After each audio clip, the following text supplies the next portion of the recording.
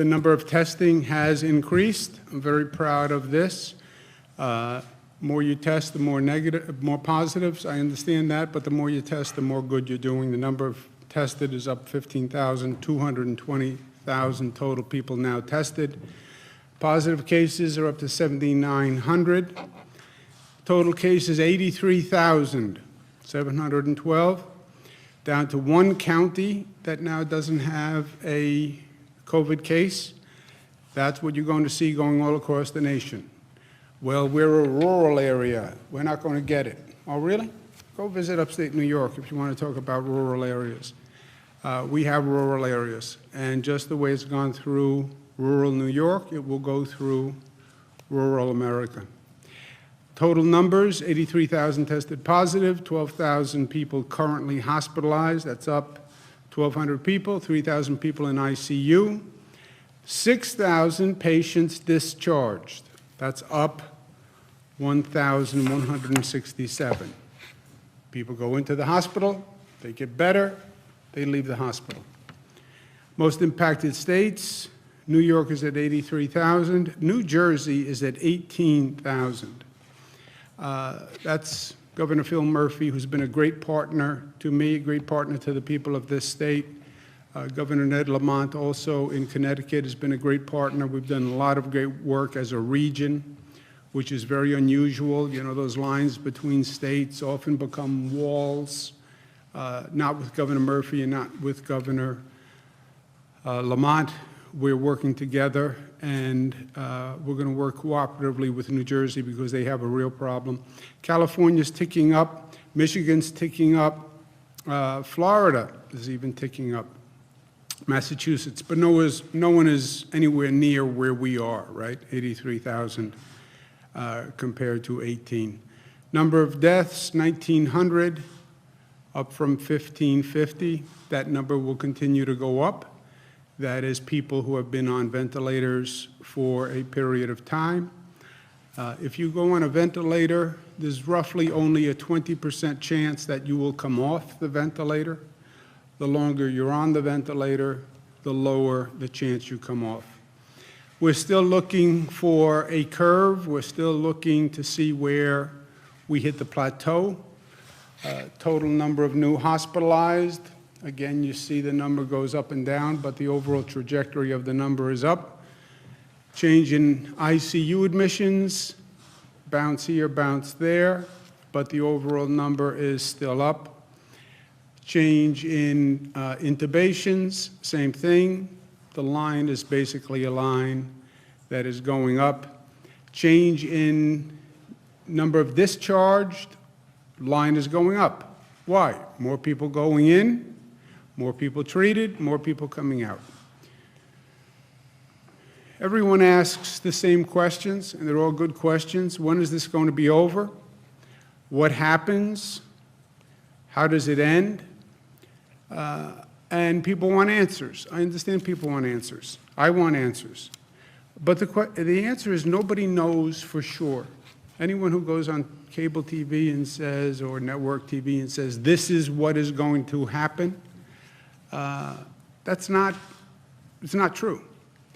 Nobody knows what's going to happen. And I understand the need for closure, the need for control. We're at a place we've never been before. We're out of control. I need to know, I need to know. Nobody can tell you. What you do know are facts. And, you know, facts are funny things. What you're now getting are subjective facts.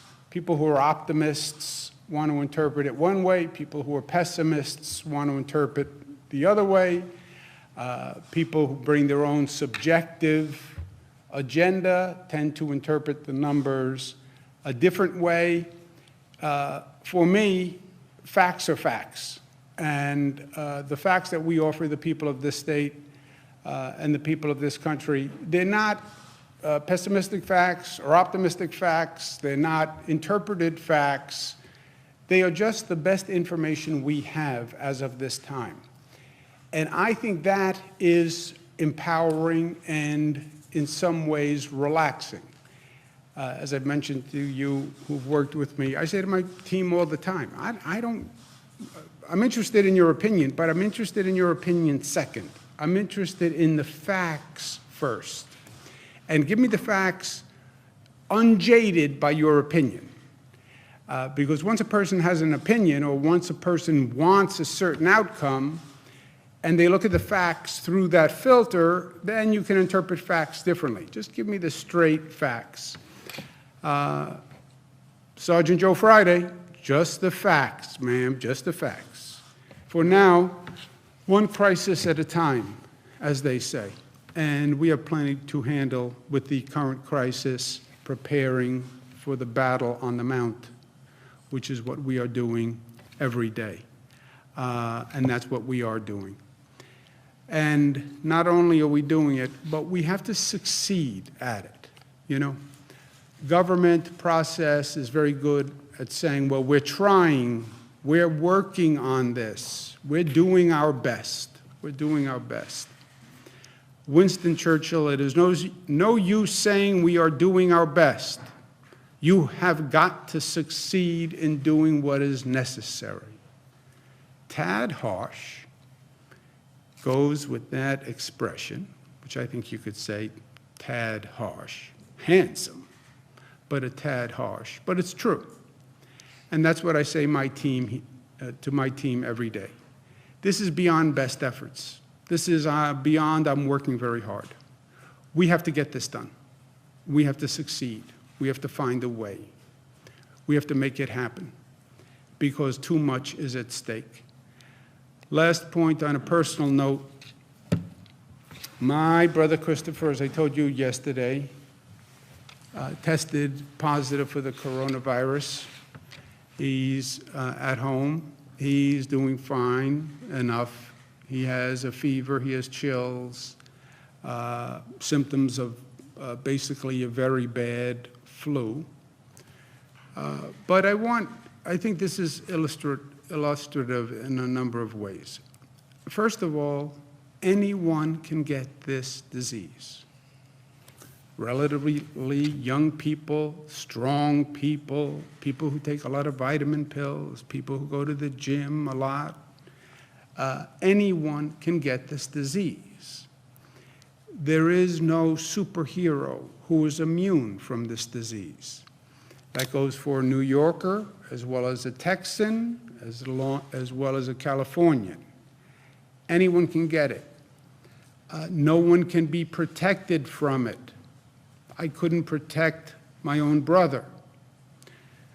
With all he knows and as smart as he is, he couldn't protect himself. So anyone can get it, and everyone has to be protected. I understand the data.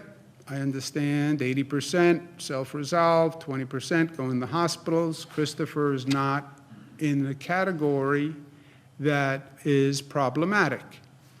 By all the data, he should have it. He'll have it for a period of time, and he will then resolve. If he has bad symptoms, he'll go into the hospital, he'll be treated, and he'll be released. That's what all the numbers say. Even though that's what all the numbers say, when he told me he had the coronavirus, it scared me. It frightened me. Why? Because we still don't know. We still don't know. And even if there's just a 1%, 2% chance, it's frightening. It is frightening. It frightened me. And I deal with all sorts of stuff. And I've seen all sorts of things. And it frightened me. Why? Because we're talking about my brother. We're talking about my little brother. This is my best friend. Talk to him several times a day. Basically, spend my whole life with him. And it is frightening on a fundamental level. And it's frightening because there's nothing I can do, and I'm out of control, and there's nobody who can tell me, and Dr. Zucker can't tell me anything, and Tony Fauci can't tell me anything because nobody really knows. And this situation is the same situation for everyone, for everyone. So yes, I'm frightened for my brother. I'm worried about my brother, as everyone is worried about everyone in their family and everybody they love. I take solace in the numbers and the facts, because you can't divorce yourself from the facts. Otherwise, you go to a place of irrationality.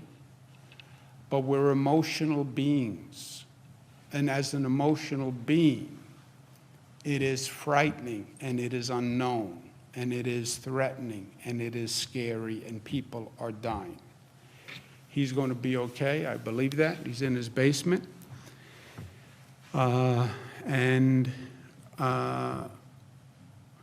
sent him over a book that could be helpful, Beginner's Guide to Striped Bass Fishing. I hope he picks up some tips from that.